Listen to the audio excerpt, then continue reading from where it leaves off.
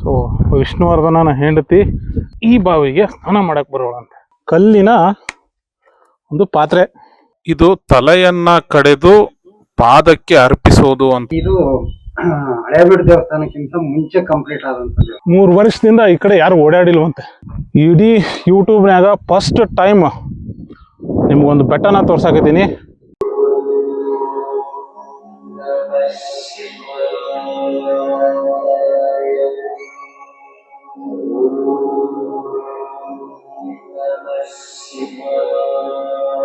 ಶರಣ್ರೇ, ಎಲ್ಲಾರ್ಗು ಶರಣು ಶರಣಾರ್ಥಿ. ಇವತ್ತು ನಾ ಬಂದೀನಿ ಹಳೇಬೀಡಿಗೆ.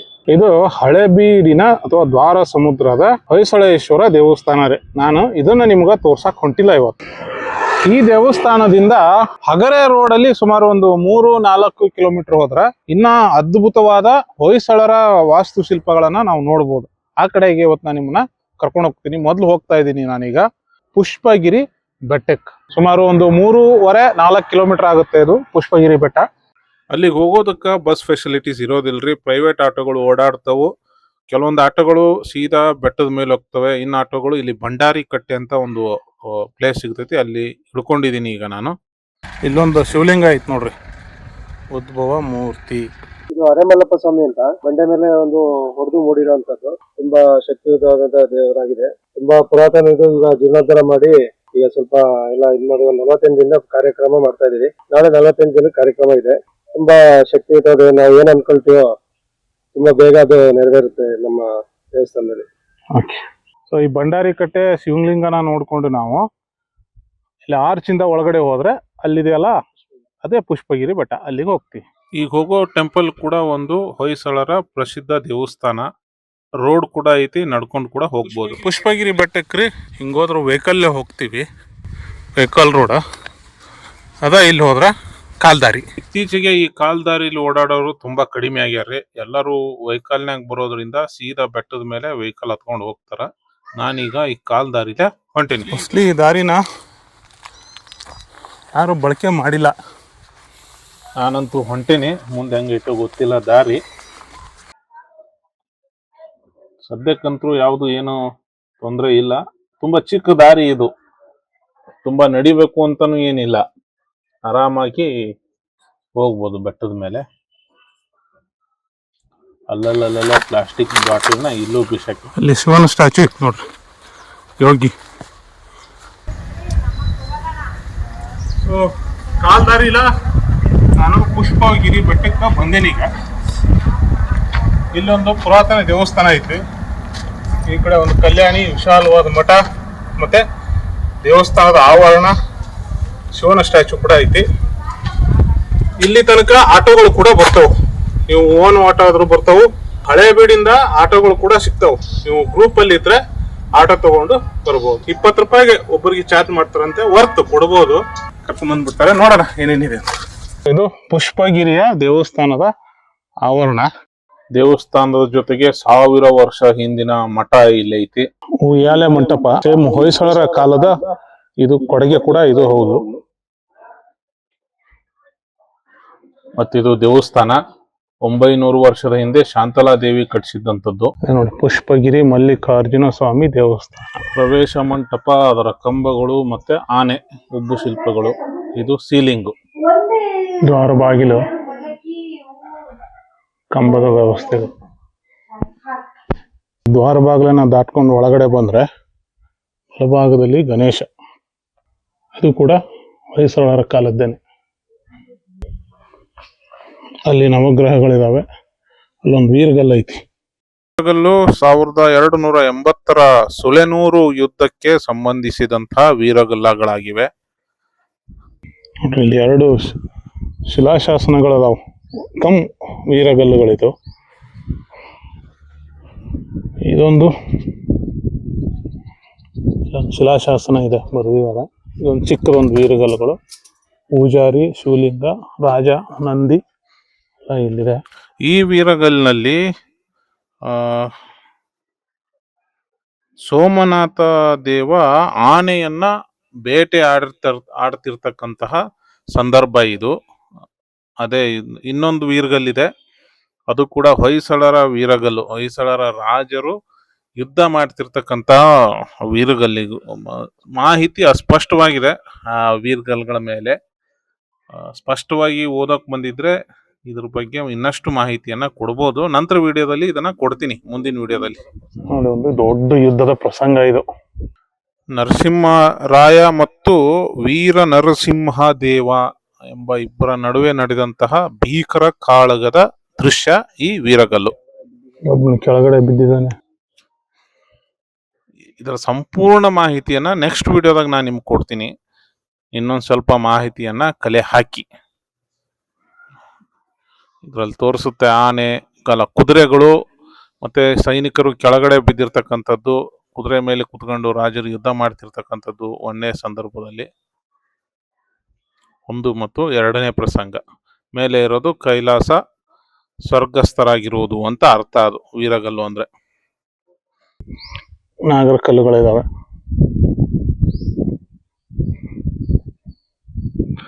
ಅಲ್ಲಿ ಆದಿಯೋಗಿ ಶಿವನ ಸ್ಟ್ಯಾಚು ಇದೆ, ಹೋಗೋಣ.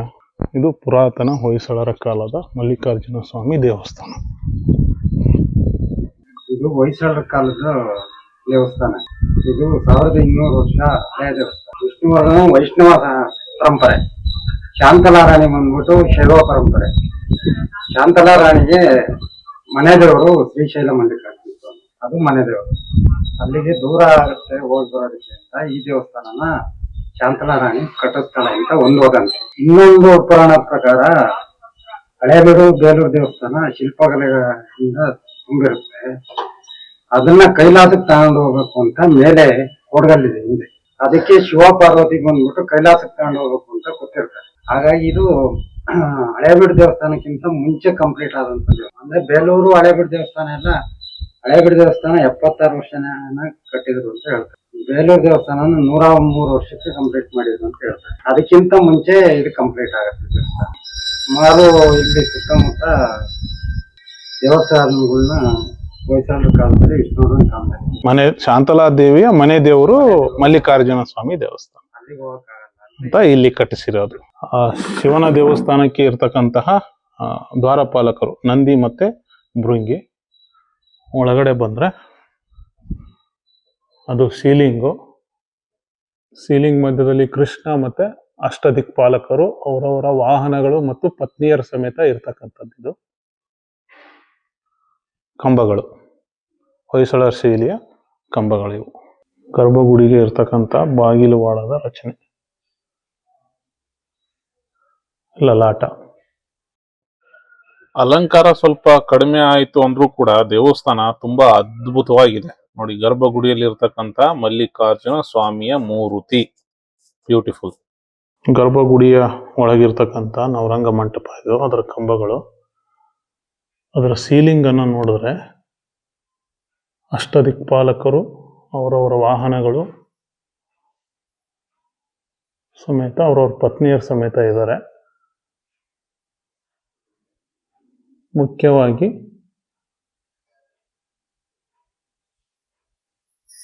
ಈ ಶಿವನನ್ನ ನಾವು ಕಾಣಬಹುದು. ನಂದಿ ಮಂಟಪ, ನಂದಿ ವಿಗ್ರಹ, ಇದು ಹೊಯ್ಸಳರ ಕಾಲದ್ದೇ. ಶೈಲಿ ನೋಡಿ. ಮುಖ್ಯ ದೇವಸ್ಥಾನ, ಮಲ್ಲಿಕಾರ್ಜುನ ಮುಖ್ಯ ದೇವಸ್ಥಾನವನ್ನು ನೋಡ್ಕೊಂಡು ಎಡಗಡೆ ಬಾಗಿಲಿಂದ ಹೊರಗಡೆ ಬಂದ್ರೆ ಇಲ್ಲೊಂದು ದೇವಸ್ಥಾನ ಐತ್ರಿ, ದೇವಿ ದೇವಸ್ಥಾನ. ಇದು ಪಾರ್ವತಿ ಗುಡಿ. ಪುರಾತನ ಗುಡಿಯನ್ನ ಜೀರ್ಣೋದ್ಧಾರ ಮಾಡಲಾಗಿದೆ. ಸೊ ದೇವಸ್ಥಾನದ ಒಳಗಡೆ ಹೊಯ್ಸಳರ ಕಾಲದ ಯಾವ್ಯಾವ ರಚನೆಯನ್ನ ನೋಡ್ತೀವೋ ಆ ಎಲ್ಲಾ ರಚನೆಗಳು ಕೂಡ ಈ ಪಾರ್ವತಿ ದೇವಿಯ ದೇವಸ್ಥಾನದ ಒಳಗಡೆ ಇದಾವೆ. ಪಕ್ಕದಲ್ಲಿ ಇರ್ತಕ್ಕಂತಹ ಇದು ಶಿವನ ಸ್ಟ್ಯಾಚು ಮತ್ತೆ ಮಯೂರ, ಷಣ್ಮುಖ. ನೋಡ್ರಿ, ಗಂಧ ಐತೆ ಇದಾರೆ ಇಲ್ಲಿ. ಬೆಂಗಳೂರಿಂದ ಬಂದಿರೋದು ಪೂಜೆಗೆ. ನಮ್ದು ಮನೆ ದೇವರಿದು ಜಾಸ್ತಿ ನಮ್ಮ ವೀರಶೈವದ ಮುಖ್ಯ ದೇವಸ್ಥಾನ ಎಲ್ಲಾನು ನೋಡ್ಕೊಂಡ್ ಬಂದ್ಮೇಲೆ ಅಲ್ಲೊಂದ್ ಹಿಂದ್ಗಡೆ ಒಂದ್ ಬಂಡೆ ಕಾಣಿಸುತ್ತಲ್ರಿ, ಅದು ಕೋಡಗಲ್ಲು ಅಂತ. ಅದಕ್ಕೊಂದು ಪೌರಾಣಿಕ ಹಿನ್ನೆಲೆ ಐತಿ. ಅಲ್ಲಿಗೆ ಹೋಗೋದಕ್ ಪ್ರಯತ್ನ ಮಾಡ್ತೀನಿ, ದಾರಿ ಇಲ್ಲ, ಟ್ರೈ ಮಾಡ್ತೀನಿ, ನೋಡೋಣ. ಶಿವ ಪಾರ್ವತಿ ಕುಳಿತಿದಂತಹ ಜಾಗ ಅಂತ ಅರ್ಚಕರು ಹೇಳಿದ್ರಿದ್ನ. ಬಸ್ ಕೂಡ ಬರುತ್ತೆ. ಬಸ್ಸು ಟೂರಿಸ್ಟ್ ಬಸ್ ಇದು. ಕಲ್ಯಾಣ ಕರ್ನಾಟಕದ ಬಸ್ ಬಂದೈತಿ ನೋಡ್ರಿ. ಹೊಸಪೇಟೆ ಡಿಪೋ. ಯಾವ್ರಪ್ಪೆ? ಹೊಸಪೇಟೆಯಿಂದ ಬಂದಿದಾರ ನೋಡ್ರಿ. ಹೊಸಪೇಟೆ. ಎಷ್ಟ್ ದಿನ ಪ್ರವಾಸ? ನೆಕ್ಸ್ಟ್ ಎಲ್ಲಿಗೆ? ಧರ್ಮಸ್ಥಳ.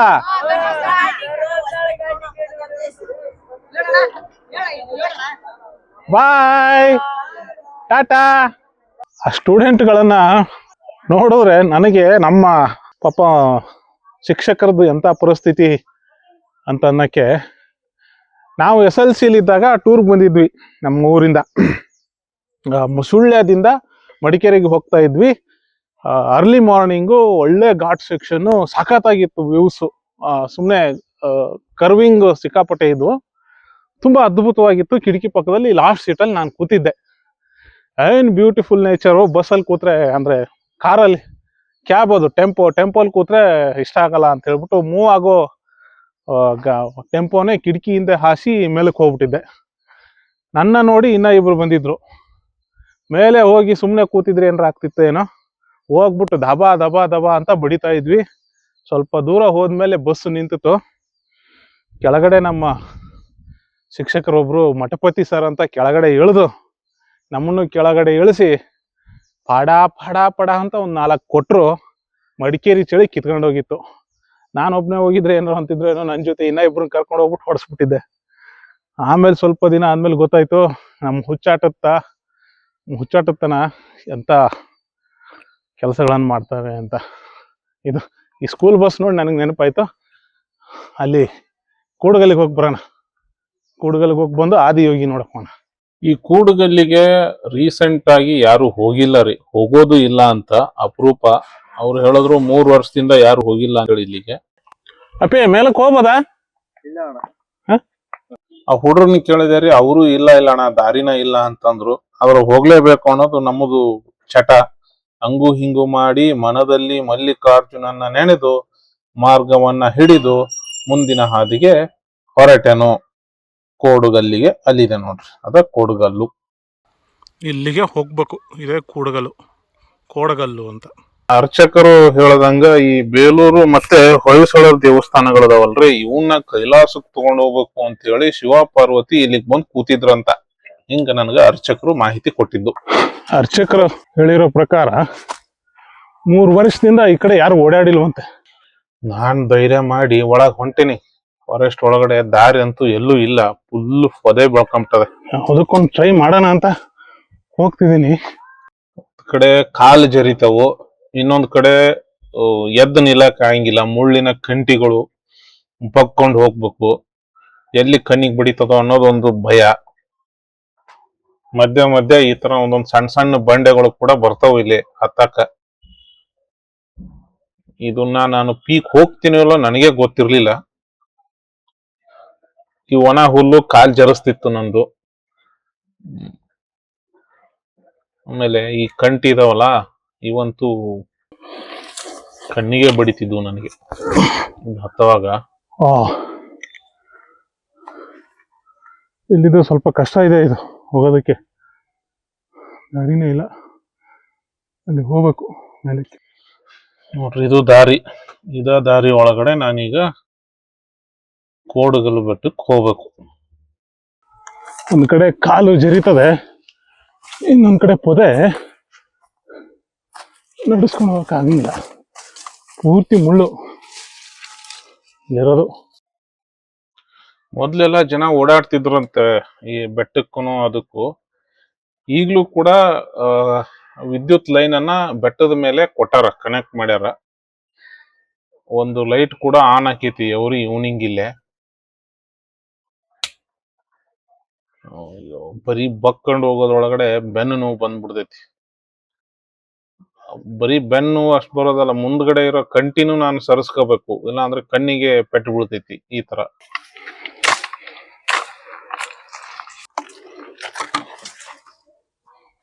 ಇದೇ ದಾರಿ. ಈ ದಾರಿಲೇ ಬಂದು ಹೋಗ್ಬೇಕೀಗ. ಹೈಕಿಂಗ್ ಸ್ಟಿಕ್ ಇಂದ ಹಂಗು ಹಿಂಗು ಅಲ್ಲಲ್ಲಿ ಈ ಬೇಲಿಯನ್ನ ಕ್ಲೀನ್ ಮಾಡ್ಕೊಂಡು ಕಟ್ ಮಾಡಿ ಸುಮಾರು ಒಂದು 1 ಅವರ್, ಒಂದು ಕಾಲು ಗಂಟೆ ನಾನು ಇದ್ರೊಳಗಡೆನೆ ಸಿಕ್ಕಾಕೊಂಡಿದ್ದೆ.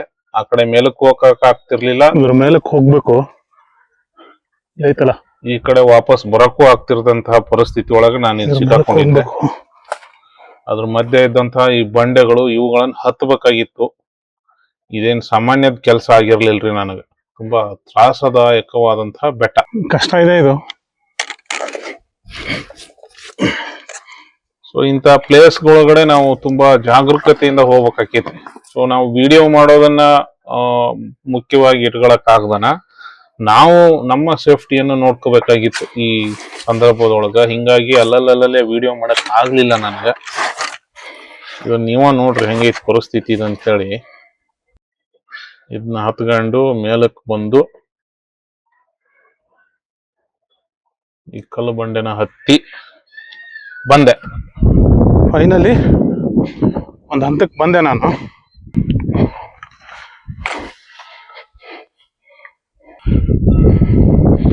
ಇದೆ ನೋಡ್ರಿ ಕೋಡಗಲ್ಲು.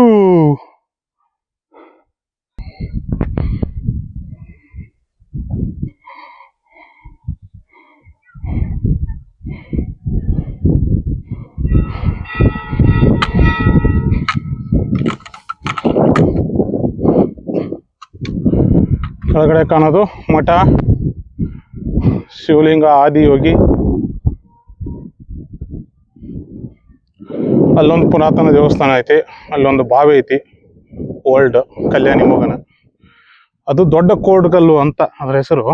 ಇಡೀ ಯೂಟ್ಯೂಬ್ನಾಗ ಫಸ್ಟ್ ಟೈಮ್ ನಿಮ್ಗೊಂದು ಬೆಟ್ಟನ ತೋರ್ಸಾಕತ್ತೀನಿ, ಕೋಡ್ಗಲ್ಲು ಅಂತ. ಪುಷ್ಪಗಿರಿ ಬೆಟ್ಟದ ಮೇಲೆ ಇದು. ಅಲ್ಲಿ ಕಾಣಿಸ್ತಾ ಇರೋದು ದೊಡ್ಡ ಕೋಡ್ಗಲ್ಲು ಅಂತೇಳಿ. 3 ವರ್ಷದಿಂದ ಯಾರು ಓಡಾಡಿಲ್ಲ. ಸೊ ಇಷ್ಟು ಬರೋಕೆ ನನಗೆ ಸಾಕಾಗೋಯ್ತು. ನಾನು ಹುಡುಕೊಂಡು ಅಲ್ಲಿ ಒಂದು 3 ಗವಿಗಳು ಅದಾವ್ರಿ. ಹುಲಿ ಗವಿ, ನರಿ ಗವಿ, ಅಲ್ಲೆಲ್ಲ ಅಡಿಗೆ ಮಾಡ್ತಿದ್ರು ಅಂತ. ಜಾತ್ರೆಗೆ ಒಂದ್ಸರಿ ಮಾತ್ರ ಅದನ್ನೇನೋ ಹೋಗ್ತಿದ್ರು ಅಂತ. ಈಗ ನಾನು ಕುಂತೀನಿ ಕೋಡ್ಗಲ್ಲು ಮೇಲೆ. ಅದ್ಭುತವಾಗಿದೆ ಪ್ಲೇಸ್ ಮಾತ್ರ ಸುತ್ತಲೂ.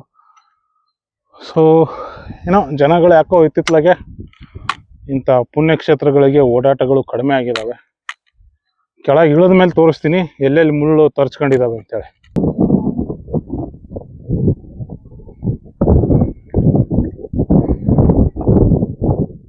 ಈ ಕೂಡುಗಳನ್ನ ನೋಡಿ ನಿಮಗೇನ್ ಅನ್ನಿಸ್ತು ಅನ್ನೋದನ್ನು ಕಮೆಂಟ್ ಮಾಡ್ರಿ ದಯವಿಟ್ಟು.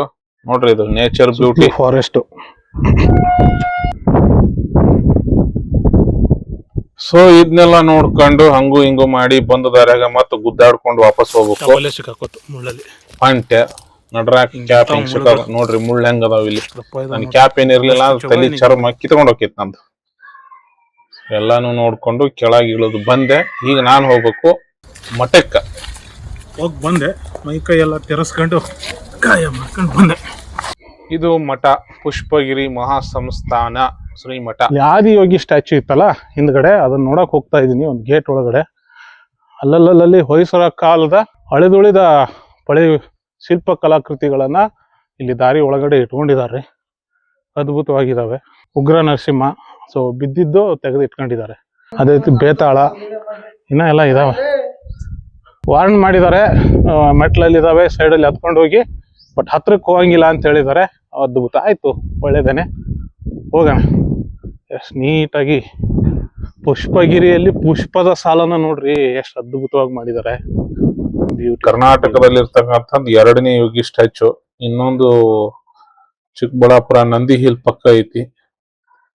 ಇದೊಂದು ಇದು ಮಹಾಸಂಸ್ಥಾನ ಮಠ.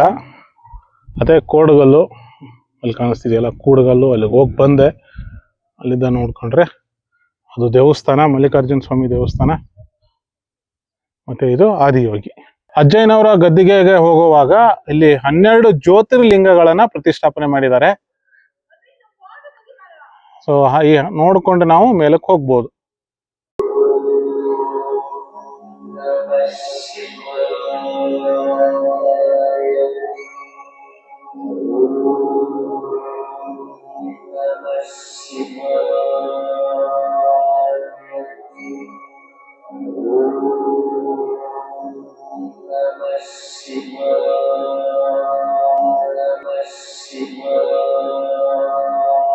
ಕೈಲಾಸ ನೋಡ್ರಿ ಹಿಂಗ ಸೃಷ್ಟಿ ಮಾಡ್ಯಾರ ಇಲ್ಲಿ. ಫ್ಯಾಮಿಲಿಗೆ ದಿ ಬೆಸ್ಟ್ ಪ್ಲೇಸ್ ಇದು. ಔಟಿಂಗ್ ಹೋಗೋದಕ್ಕೆ ತುಂಬಾ ಬ್ಯೂಟಿಫುಲ್ ಆಗಿರುತ್ತೆ. ಪೂರ್ವಿಕ್ ನಮ್ಮ ಮನೆ ದೇವರಿದು. ಓಕೆ, ಥ್ಯಾಂಕ್ ಯು, ಬಾಯ್. ಪುಷ್ಪಗಿರಿಯಲ್ಲಿ ದಿನನಿತ್ಯ ದಾಸೋಹ ಇರ್ತೈತ್ರಿ. ಇಲ್ಲೇ ಈ ಮಂಟಪದ ಕೆಳಗಡೆ ದಾಸೋಹಕ್ಕೆ ಹೊಂಟೀನಿ, ನೋಡೋಣ ಬರ್ರಿ. ಸೊ ಪುಷ್ಪಗಿರಿ ಬೆಟ್ಟದೊಳಗ್ರಿ ಪ್ರತಿದಿನ ಮಧ್ಯಾಹ್ನ ದಾಸೋಹ ಇರ್ತೈತಿ. ಎಷ್ಟು ಬೇಕು ಮಾತ್ರ ಅಷ್ಟ ಹಾಕಿಸ್ಕೊಂಡು ಊಟ ಮಾಡ್ರಿ, ಜಾಸ್ತಿ ಹಾಕಿಸ್ಕೊಂಡು ಕೆಡಿಸ್ಬೇಡ್ರಿ.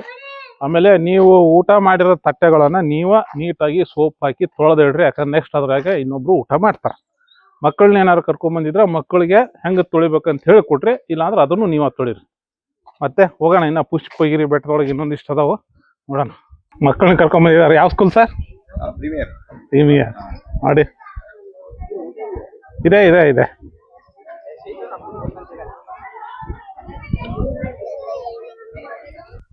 ವೀರಭದ್ರೇಶ್ವರ ಸ್ವಾಮಿ ದೇವಸ್ಥಾನಕ್ಕೆ ದಾರಿ ಅಂತ ಇಲ್ಲಿಂದ ಹೋಗ್ಬೇಕು ಒಳಗಡೆ. ಈ ವೀರಭದ್ರೇಶ್ವರ ಸ್ವಾಮಿ ದೇವಸ್ಥಾನ ಮತ್ತು ಅಲ್ಲಿ ಒಂದು ಕಲ್ಯಾಣಿ ಐತ್ರಿ, ಎರಡೂ ಕೂಡ ಹೊಯ್ಸಳರ ಕಾಲದ್ವ ಅವು, ಅವಾಗ ಕಟ್ಟಿರೋದು. ಇವನ್ನೆರಡು ನೋಡ್ಕೊಂಡ್ ಬರೋಣ. ಅದ ವೀರಭದ್ರೇಶ್ವರ ಸ್ವಾಮಿ ದೇವಸ್ಥಾನ, one of the old structure. ಅದು ಮೆಟ್ಲ ತಗೊಂಡ್ ಬರ್ಬೇಕು, ಒಂದ್ ಸ್ವಲ್ಪ ಮೆಟ್ಲದವ್ರಿ, ತೊಂದರೆ ಏನಿಲ್ಲ, ಆರಾಮಾಗಿ ಹತ್ತು ಬರ್ಬೋದು ಮೇಲ್ಗಡೆ ದೇವಸ್ಥಾನಕ್ಕೆ.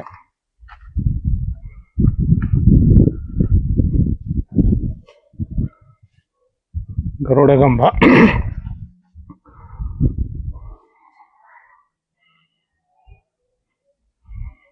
ಇದು ಕೂಡ ಹೊಯ್ಸಳರ ಕಾಲದ ದೇವಸ್ಥಾನ.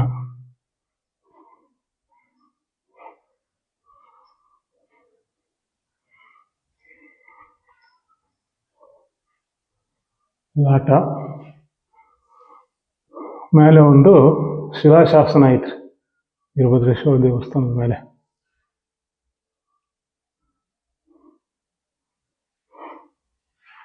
ಅಲ್ಲಿ ಕಾಣದೆ ಹೊಯ್ಸಳರ ಕಾಲದ ವೀರಭದ್ರನ ಮೂರ್ತಿ. ದೇವಸ್ಥಾನದ ಹಿಂಭಾಗಕ್ಕೆ ಬಂದ್ರ ಹೆಂಗ್ ಕಾಣ್ತೈತಿ ಅಂತ ತೋರಿಸ್ತೀನಿ ತಡ್ರಿ. ಇದು ವೀರಭದ್ರೇಶ್ವರ ದೇವಸ್ಥಾನ, ಹಳೇದೇ ಬಟ್ ರಿನೋವೇಟ್ ಮಾಡ್ಕೊಟ್ಟಾರ. ಅದ್ ನೋಡ್ಕೊಂಡ್ರ ಇದೆಲ್ಲ ಹಿಲ್ ರೇಂಜು. ಅಲ್ಲಿ ಕೆಳಗಡೆ ಒಂದು ಕಲ್ಯಾಣಿ ಐತಿ, ಎಲ್ಲನೂ ಹಾಳಾಗಿ ಹೋಗೈತಿ, ಮುಚ್ಕೊಂಡು ಹೋಗೈತಿ. ಇದಕ್ಕಿಂತ ಅದ್ಭುತವಾದ ಕಲ್ಯಾಣಿನ ನಾನು ನಿಮ್ಗೆ ಆಮೇಲೆ ತೋರಿಸ್ತೀನಿ. ಸೊ ನಾನು ಆಗಲೇ ಅಲ್ಲಿಗೆ ಹೋಗಿದ್ದೆ, ಕೂಡುಗಲ್ಲು ಅಂತೇಳಿ. ಅಲ್ಲಿಂದ ನಾವು ಈ ಕೂಡುಗಲ್ಲಿಗೆ ಬರ್ಬೋದಾಗಿತ್ತು, ದಾರಿ ಇಲ್ಲ ಅಷ್ಟೆ. ಆ ಎರಡು ಕೂಡುಗಲ್ಗಳ ಮಧ್ಯೆ ಮೊದಲು ಜನ ಓಡಾಡೋರಂತೆ, ದನ ಮೈಸೂರು ಕಟ್ಟಿಗೆ ಕಡಿಯೋರು ಅವರೆಲ್ಲ. ಈಗ ಮನೆ ಮನೆಗೆ ಸಿಲಿಂಡರ್ ಬಂದಿದೆ, ಆಮೇಲೆ ಸೇಂದಿ ಹಸಗಳನ್ನ ಸಾಕ್ತಾ ಇರೋದ್ರಿಂದ ಅವುಗಳಿಗೆ ಬೆಟ್ಟ ಹಸಿದ್ರೆ ಹಾಲು ಕೊಡಲ್ವಂತೆ, ಅದಕ್ಕೆ ಅವ್ನ ಮನೇಲಿ ಕಟ್ಟಾಕಿ ಮೇವು ಹಾಕಿ ಬೇಯಿಸ್ತಾರೆ. ಸೊ ಈಗ ಯಾರು ಓಡಾಡಲ್ಲ ಅಲ್ಲಿ. ನಾನು ಹೋಗಿ ಬಂದಿದ್ದೆ ಎಷ್ಟೋ ವರ್ಷಗಳ ನಂತರ, ಎಲ್ಲ ಬಂದಾಗೈತಿ. ಈ ಪುಷ್ಪಗಿರಿಯಿಂದ ಸುಮಾರು 2 ಕಿಲೋಮೀಟರ್ ಹೋದ್ರೆ ವಯಾ ಟುವರ್ಡ್ಸ್ ಹಳೇಬೀಡು ಇನ್ನೊಂದು ಅದ್ಭುತನ ನಾನು ನಿಮಗೆ ತೋರಿಸ್ತೀನಿ ಬರ್ರಿ. ಈ ಭಂಡಾರಿ ಕಟ್ಟೆಯಿಂದ ನಾನು ಹುಲಿಕೊರೆ ಏನು ಶಾಂತಲಾ ದೇವಿ ಕೊಳಕ್ಕೆ ಹೋಗೋದಕ್ಕೆ 2 ದಾರಿ ಐತಿ. ಒಂದು ಮೇನ್ ರೋಡ್ ಹಿಂಗೆ ಹೋಗ್ಬೋದು, ಈ ಕಡೆಯಿಂದ ಹೋದರೆ ಸುಮಾರು 2 ಕಿಲೋಮೀಟ್ರ್ ಆಕೈತಿ. ಇನ್ನೊಂದು ಅಡ್ಡ ದಾರಿ ಐತಿ, ಅಲ್ಲಿಗೆ ಹೋದರೆ ಸುಮಾರು 1.5 ಕಿಲೋಮೀಟ್ರ್ ಆಕೈತಿ. ಎನಿಹಾವ್ ನಾನು ನಡ್ಕೊಂಡೇ ಹೋಗ್ಬೇಕಾಗಿರೋದ್ರಿಂದ ಆ 1.5 ಕಿಲೋಮೀಟ್ರ್ ದಾರಿಲೇ ನಾನು ಹೋಗ್ತೀನಿ. ನಾನು ಹುಲಿಕೆರೆಗೆ ಹೋಗೋದಕ್ಕೆ ಮೇನ್ ರೋಡ್ನ ಬಿಟ್ಟು ಈ ಅಡ್ಡ ದಾರಿ ಹಿಡಿದಿದ್ದಕ್ಕೆ 2 ಕಾರಣಗಳದಾವು. ಒಂದು ಈ ದೇವಸ್ಥಾನ, ಇನ್ನೊಂದು ಅಲ್ಲೊಂದು ಶಿಲಾಶಾಸನ ಐತಿ, ಇದು ಕೂಡ ಹೊಯ್ಸಳರ ದೇವಸ್ಥಾನ. ನೋಡೋಣ, ಇನ್ನೊಂದು ಕಾರಣ ದೇವಸ್ಥಾನ ತೋರಿಸ್ಬಂದು ಹೇಳ್ತೀನಿ. ಇದೆ ನೋಡ್ರಿ ಶಿಲಾಶಾಸನ ಹೆಂಗೈತಿ. ಈ ಶಿಲಾಶಾಸನ ಐತಲ್ರಿ 1227 ಮತ್ತು 1235 ಕಾಲಮಾನಕ್ಕೆ ಸಂಬಂಧಿಸಿದ್ದು. ದೇವಸ್ಥಾನಕ್ಕೆ ದತ್ತಿ ಬಿಟ್ಟಿರುವ ಅಂಶಗಳನ್ನ ಈ ಶಿಲಾಶಾಸನದಲ್ಲಿ ಕಾಣಬಹುದು. ಇದ್ರ ಪಕ್ಕದಾಗ ಹಳೆ ಕಾಲದ ಒಂದು ದೇವಸ್ಥಾನ. ಆ ಕಡೆಯಿಂದ ಎಂಟ್ರಿ ಆಗಿ ಬರ್ತಂಕಂಗ್ರಿ ಕಲ್ಲಿನ ಒಂದು ಪಾತ್ರೆ, ಎಷ್ಟು ಬ್ಯೂಟಿಫುಲ್ ಐತೆ ನೋಡ್ರಿ. ಹಂಗ ಪಕ್ಕಕ್ಕೆ ಬಂದ್ರ ವೀರಗಲ್ಲು 1 ಕಮ್ ಶಿಲಾಶಾಸನ. ಇದು ಕೂಡ ಒಂದು ವೀರಗಲ್ಲು. ಯಾರದ್ದು ಏನು ಅನ್ನೋದನ್ನ ಹೇಳ್ತೀನಿ. ಒಬ್ಬ ಸ್ತ್ರೀ ನೋಡಿ ಯುದ್ಧ ಮಾಡ್ತಿರ್ತಕ್ಕಂಥ ಪ್ರಸಂಗ ಇದು. ಪಕ್ಕದಲ್ಲೇ ಪಕ್ಕದಾಗ ಇನ್ನೊಂದು ವೀರಗಲ್ಲು ಮತ್ತು ಶಿಲಾಶಾಸನ. ಸೊ ಇಲ್ಲಿ ರಾಜ ಹೋರಾಡಿ ಯುದ್ಧದಲ್ಲಿ ಹತನಾದ್ರೆ, ಸೊ ಇವು ಗೋವುಗಳು ಇವುಗಳನ್ನು ಅಪಹರಿಸಿದ್ದಕ್ಕೆ ಯುದ್ಧ ನಡೀತಾ ಇರ್ತಕ್ಕಂಥ ಪ್ರಸಂಗ ಇದು. ಅದರಲ್ಲೇನೋ ಅವನು ಸತ್ರೆ ಅವನು ಕೈಲಾಸಕ್ಕೆ ಬರ್ತಾನೆ ಅನ್ನೋ ಪ್ರಸಂಗ ಇದು. ಹಂಗೇನೆ ಇಲ್ಲೊಂದಿಷ್ಟು ವೀರಗಲ್ಲುಗಳು, ಶಿಲಾಶಾಸನಗಳು ಅದಾವ. ಈ ದೇವಸ್ಥಾನದೊಳಗ ಆವರಣದೊಳಗಿರ್ತಕ್ಕಂತಹ 3ನೇ ವೀರಗಲ್ಲು ಇದು. ತುಂಬಾ ಅದ್ಭುತವಾಗಿ ಕೆತ್ತನೆ ಮಾಡಿದ್ದಾರೆ ನೋಡ್ರಿ. ಸ್ತ್ರೀಯನ್ನ ಕಾಣಬಹುದು ನಾವಿಲ್ಲಿ, ರಾಣಿಯನ್ನ. ಪಕ್ಕದಲ್ಲಿರ್ತಕ್ಕಂಥದ್ದೊಂದು ಸ್ತ್ರೀ ವಿಗ್ರಹ, ನಾಗರಕಲ್ಲು ಐತಿ. ವೀರಗಲ್ಲು. ಬಟ್ ಇಲ್ಲೊಂದು ಅದ್ಭುತ ಏನೈತೆ ಅಂತಂದ್ರೆ ನೋಡ್ರಿ, ಇವು ಪಾದ. ಓಕೆನಾ? ಪಾದ. ಇಲ್ಲಿ ವ್ಯಕ್ತಿಯ ರುಂಡವನ್ನ ಕಟ್ ಮಾಡ್ಯಾರ, ಕಟ್ ಆಗೈತಿ. ಆ ರುಂಡ ಈ ಕಡೆ ಬಿದ್ದೈತಿ. ಇಲ್ಲೇ ಒಬ್ಬ ವ್ಯಕ್ತಿ ತನ್ನ ರುಂಡನ ಕಟ್ ಮಾಡ್ಕೊಳಕತ್ತಾನ. ನಂತರ ಸೇಮ್ ಈ ವ್ಯಕ್ತಿಯ ರುಂಡ ಇಲ್ಲಿ ಕಟ್ ಆಗಿ ಬಿದ್ದೈತಿ. ಇದು ತಲೆಯನ್ನ ಕಡೆದು ಪಾದಕ್ಕೆ ಅರ್ಪಿಸೋದು ಅಂತಾರಲ್ಲ, ನಾನು ತಲೆ ಕಡೆದು ನೀನ್ ಪಾದಕ್ಕೆ ಇಡ್ತೀನಿ ಅಂತ. ಅದೇ ತರ ಸೇಮ್ ಇಲ್ಲೊಂದೈತ್ರಿ. ಆ ತರಹದ ಉಬ್ಬು ಶಿಲ್ಪ ಇದು. ಇದು ಯಾರ ಪಾದ ಮತ್ತೆ ಇದು ಯಾರ ತಲೆ ಕಡೆದು ಇಲ್ಲಿಟ್ರು ಅನ್ನೋದನ್ನು ನಾನು ನಿಮಗೆ ನೆಕ್ಸ್ಟ್ ವಿಡಿಯೋದಾಗ ಹೇಳ್ತೀನಿ. ಇಲ್ಲೊಂದು ರುಂಡ ಐತಿ, ಮುಂಡ ಇಲ್ಲ. ಅದು ಬಿಟ್ರೆ ನೆಕ್ಸ್ಟ್ ಬಂದ್ರೆ ಇಲ್ಲೊಂದು ಶಿಲಾಶಾಸನ. ಮೇ ಬಿ ಈ ಶಿಲಾಶಾಸನ 1548 ಕಾಲದ್ದು, ಸದಾಶಿವರಾಯನ ಕಾಲಕ್ಕೆ ಸೇರಿದ್ದು ಅಂತ ಐತಿ. ಇದ್ರೊಳಗ ಬಚ್ಚಣ್ಣನ ಹೆಸರು ಅಂತ ಬರ್ತೈತಿ. ಇನ್ನಷ್ಟು ಮಾಹಿತಿ ಹೇಳ್ತೀನಿ ನಿಮಗ ಈ ವಿಡಿಯೋದೊಳಗ, ನೆಕ್ಸ್ಟ್ ವಿಡಿಯೋದಾಗ. ಅದೊಂದು ಮಂಟಪ ಮತ್ತಿದು ಹೊಯ್ಸಳರ ಕಾಲದ ಒಂದು ದೇವಸ್ಥಾನ. ಸೊ ಒಳಗೆ ಬಂದ್ರೆ ಒಂದು ದೇವಸ್ಥಾನ, ದೇವಿ ಮೂರ್ತಿ, ಅಲ್ಲೊಂದು ಮಂಟಪ. ಸೊ ಅದು ಮುಖ್ಯ ದೇವಸ್ಥಾನ. ಹೊಸದಾಗಿ ಕಟ್ಟಿರ್ತಕ್ಕಂಥದ್ದು, ಬಾಗಿಲು ಮಾಡ್ಕೊಂಡಾರ. ಇದು ಭೈರವನ ದೇವಸ್ಥಾನ ರೀ. ವಾಸ್ತವದಲ್ಲಿ ಪುರಾತನ ಭೈರವನ ದೇವಸ್ಥಾನ. ದ್ವಾರಪಾಲಕರು ಈ ಕಡೆ ಒಂದು, ಈ ಕಡೆ ಒಂದು. ನನಗೆ ಅದ್ಭುತ ಅನಿಸಿದ್ದು ಅಂದ್ರೆ ಇದೇ ಕಲ್ಲಿನ ಪಾತ್ರೆ. ನೋಡ್ರಿ ಎಷ್ಟು ಚೆನ್ನಾಗಿದೆ ಇದು ಪಾತ್ರೆ, ಕಲ್ಲಿಂದು. ತೋರಿಸಿರೋ ಎಲ್ಲಾ ಶಿಲಾಶಾಸನಗಳು ಮತ್ತು ವೀರಗಲ್ ಬಗ್ಗೆ ಒಂದು ಪ್ರತ್ಯೇಕ ವಿಡಿಯೋ ಮಾಡಿ ನಿಮಗ ಆದಷ್ಟು ಲಗೂನ ಹಾಕ್ತೀನಿ.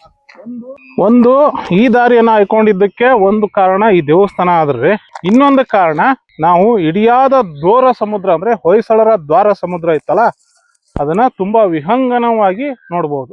ಹೊಯ್ಸಳರ ದ್ವಾರ ಸಮುದ್ರ ಕೆರೆ.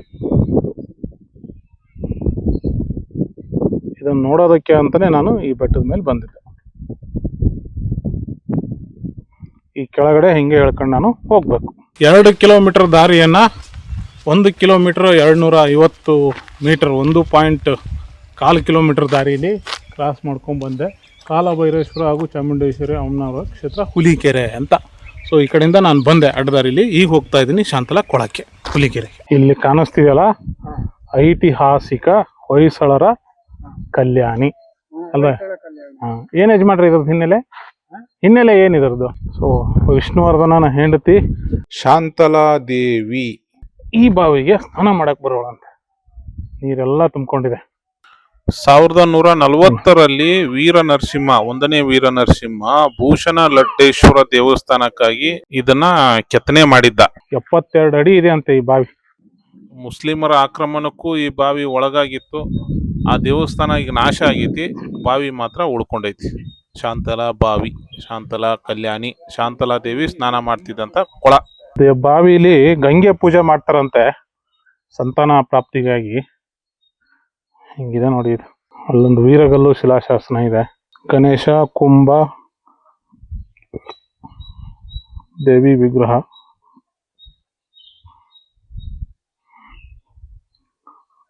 ವೀರಗಲ್ಲು ಇದೆಲ್ಲ ಮುಚ್ಚಿದ್ದಕ್ಕೆ ಎಲ್ಲ ಅಕ್ಷರಗಳಿದ್ವು ಅನ್ಸುತ್ತೆ, ಅಳಿಸೋಗಿದ್ದಾವೆ. ಇವರು ಸಪ್ತಮಾತೃಕಿಯರು. ಇದಾಗಲ್ಲ. ಈ ಬಾವಿ ಏನೈತಲ್ರಿ, ಸುಮಾರು 75 ಅಂದಾಜು 75-72 ಅಡಿ ಆಳ ಇರ್ತಕ್ಕಂತಹ ಓನ್ ಸೋರ್ಸ್, ನೀರಿನ ಓನ್ ಸೋರ್ಸ್ ಇರ್ತಕ್ಕಂತಹ ಬಾವಿ ಇದು. ಅಕ್ಕಪಕ್ಕದಾಗ ಬಾವಿಗಳು ಇರೋದ್ರಿಂದ ಅವರು ಯಾವಾಗ ಮೋಟ್ರನ್ನ ಹಚ್ಚಿ ನೀರು ಎಳಿತಾರಲ್ಲ, ಅವಾಗ ಇಲ್ಲಿ ನೀರು ಕಡಿಮೆ ಆಕೈತಿ. ಅವರು ನೀರು ಬಿಟ್ಟಾಗ, ಅವರು ನೀರು ಎಳೆದೇ ಇದ್ದಾಗ ಇಲ್ಲಿ ನೀರು ಇನ್ನೂ ಜಾಸ್ತಿ ಆಗ್ತೈತಿ. ಇವ್ರು ಮುಳುಗೋ ಚಾನ್ಸಸ್ಸು ಇರ್ತೈತಿ. ಒಟ್ಟು 12 ಕಿರುಗುಡಿಗಳು ಈ ಬಾವಿ ಒಳಗಡವು. ಒಂದು ಬಿದ್ದೈತಿ, ಒಂದ್ ಸೈಡ್ಗೆ 3 ಗುಡಿ ಅದಾವು. ಇಷ್ಟಾತ್ ನೋಡ್ರಿ, ಇದು ಹೊಯ್ಸಳರ ಕಲ್ಯಾಣಿ ತುಂಬಾ ಅದ್ಭುತವಾಗಿದೆ. ಕಿರುಗುಡಿಗಳು ನೋಡ್ಬೇಕು ಅಂದ್ರೆ ಅದು ಬಾವಿ ನೀರ್ ಕಡಿಮೆ ಆದ್ರೆ ಮಾತ್ರ ನಮ್ಗೆ ನೋಡಕ್ ಸಿಗತ್ತೆ, ಇಲ್ಲಾಂದ್ರೆ ಅದು ತುಂಬಿರುತ್ತೆ. ಒಂದೊಂದ್ಸರಿ ಫುಲ್ ಭರ್ತಿಯಾಗಿರುತ್ತೆ, ಏನೂ ಕಾಣಂಗಿಲ್ಲ. ಇವತ್ತು ಅಷ್ಟು ಗೋಪುರನಾರ ಕಂಡು ನನಗೆ, ಒಂದೊಂದ್ಸರಿ ಫುಲ್ ಮುಚ್ಕೊಂಡು ಹೋಗ್ಬಿಡ್ತಾವ, ಏನೂ ಕಾಣಲ್ಲ. ಮತ್ತೆ ಮುಂದೆ ಹೋಗೋಣ, ಏನ್ ಸಿಗುತ್ತೆ ನೋಡೋಣ. ಈ ಪಕ್ಷಿಗೆ ನಿಮ್ಮ ಆಡು ಭಾಷೆ ಒಳಗಡೆ ಏನಂತ ಕರಿತೀರ ಅನ್ನೋದನ್ನ ಕಮೆಂಟ್ ಮಾಡ್ರಿ. Thank you. ಹಳೇಬೀಡಿನ ದೇವಸ್ಥಾನದಿಂದ ಸ್ವಲ್ಪ ಒಂದು 3-4 ಕಿಲೋಮೀಟರ್ ಅಲ್ಲಿ ಸುತ್ತಾಡ್ಕೊಂಡು ಇಷ್ಟೆಲ್ಲ ಪ್ಲೇಸ್ಗಳನ್ನ ನೋಡ್ಕೊಂಡು ವಾಪಸ್ಸು ಮತ್ತೆ ಹಳೇಬೀಡಿಗೆ ಬಂದ್ರೆ ಇಲ್ಲಿ ಎಲ್ಲಿಕಾಯಿ ಸೋಡಾ ಮಾಡ್ತಾರೆ ಸುತ್ತಮುತ್ತಲು. ಅಮ್ಮ, ಏನ್ ಸೋಡಾ ಅಮ್ಮ ಇದು? ಪುಲ್ಜಾರ್ ಎಲ್ಲಿಕಾಯಿಯ ಪುಲ್ಚಾರ್ ಸೋಡಾ ಕುಡಿತಾ ಇದ್ದೀನಿ. ಅದೊಂದು ಎಲ್ಲಿಕಾಯಿ ತಗೊಂಡು ಹಿಂಡಿದ್ರು, ಹಿಂಡ್ಬಿಟ್ಟು ರಸ ಬರುತ್ತೆ, ಅದನ್ನ ಈ ಶಾರ್ಟ್ ಬಾಟ್ಲಿಗೆ ಹಾಕಿ, ಸ್ವೀಟ್ ಬೇಡ, ಸಾಲ್ಟ್. ಸ್ವೀಟ್ ಅಂದ್ರೆ ಏನಾಗ್ತೀರಾ, ಸ್ವೀಟ್ ಬೇಕಾರೋ ಆಪ್ಷನ್ ಇರುತ್ತೆ, ಸಾಲ್ಟ್ ಕೊಡಿ ಸಾಕು. ಇದು ಸಾಲ್ಟಾ? ಇದು ಸಾಲ್ಟ್ ಅಲ್ಲಿ ಅದರ ಬೇಸ್ನ ಡಿಪ್ ಮಾಡ್ಬಿಟ್ಟು ಹಿಂಗೆ ಕೊಡ್ತಿದ್ದಾರೆ.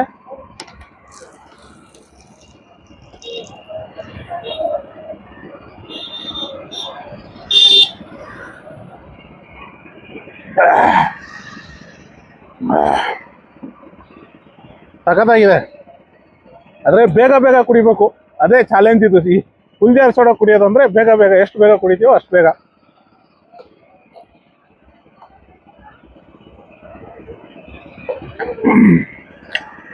ಅಮ್ಮ, ಇದ್ರಲ್ಲಿ ಹಂಗೆ ಉಳಿತು,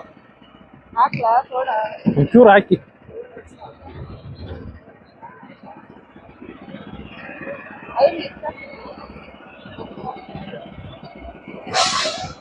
ಏನ್ ಸರ್ ನಿಮ್ಮ ಅಂಗಡಿ ಹೆಸರು? ನವೀನ್ ಸರ್. ನವೀನ್ ಅಂತೆ. ಒಳ್ಳೆ ಪುಲ್ಚಾರ್ ಸೋಡಾ ಮಾಡ್ಕೊಟ್ರು, ಸಖತ್ತಾಗಿತ್ತು. ಟೆಂಪಲ್ ಎದುರುಗಡೆನೆ ಇದೆ, ಆಪೋಸಿಟ್ ಬನ್ನಿ. ಸಖತ್ತಾಗಿತ್ತು ಎಲ್ಲಿಕಾಯಿದು. ಮಾಸ್ ಇದು ಫ್ಲೇವರ್ಸ್ ಇದೆ, ಏನಿದೆ ಫ್ಲೇವರ್ಸ್ ಗಳಿದೆ, ಯಾವ್ಯಾವ ಫ್ಲೇವರ್ ಇದೆ? ಎಲ್ಲಾ ತರ ಫ್ಲೇವರ್ ಸಿಗುತ್ತೆ. ಎಳ್ಳಿಕಾಯ್ದು ತುಂಬಾ ಚೆನ್ನಾಗಿರುತ್ತೆ ಹೆಲ್ತಿಗೆಲ್ಲ. ನಾವು ಬೇಕು ಅಂತಾನೆ ತರ್ಸ್ಕೊಳ್ಳೋದು. ಇದ್ರಲ್ಲಿ ಉಪ್ಪಿನಕಾಯಿನೂ ಮಾಡ್ಬೋದು, ಎಲ್ಲ ಮಾಡ್ಬೋದು. ಇದು ಇಲ್ಲೇ ನಮ್ಮ ಲೋಕಲ್ ಅಲ್ಲೇ ಸಿಗುತ್ತೆ. ಇವತ್ತಿಗೆ ಈ ಪ್ರವಾಸವನ್ನ ಮುಗಿಸ್ತೀನಿ. ಮತ್ತೆ ಇನ್ನೊಂದು ವಿಡಿಯೋದಾಗ ನಿಮ್ಮನ್ನ ಸಿಗ್ತೀನಿ. ಅಲ್ಲಿ ತನಕ ನೋಡ್ತೀರಿ ನಮ್ದು ಸಿಕ್ಕಂತೆ ಸಂಚಾರ ಯೂಟ್ಯೂಬ್ ಚಾನಲ್. ಜೈ ಕರ್ನಾಟಕ, ಜೈ ಶಂಕ್ರಿ, ಜೈ ಜೈ ಶಂಕ್ರಿ.